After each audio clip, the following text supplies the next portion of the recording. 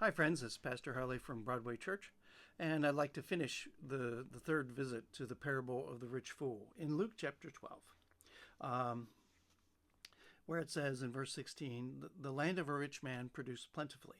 Jesus tells this story, and he thought to himself, what shall I do? For I have nowhere to store my crops. And he said, I will do this. I will tear down my barns and build larger ones, and there I will store all my grain and my goods. And I will say to my soul, so you have ample goods laid up for many years. Relax, eat, drink, and be merry. But God said to him, Fool, this night your soul is required of you, and these things you have prepared, whose will they be? So is the one who lays up treasure for himself and is not rich towards God.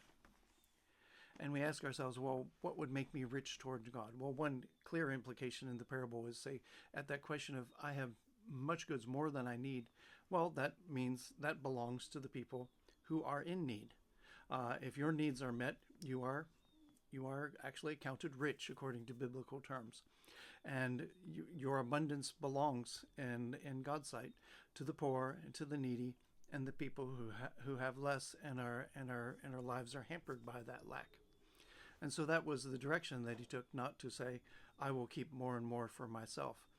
And God says, fool, you can't take this with you. There's no way that the goods you have on earth make you rich toward God, except insofar as you allow God to move through your life in generosity, in love, and in caring. And then you will find your soul rich toward God. May your soul, when it is required of you by God, may it bear that image and stamp of Christ.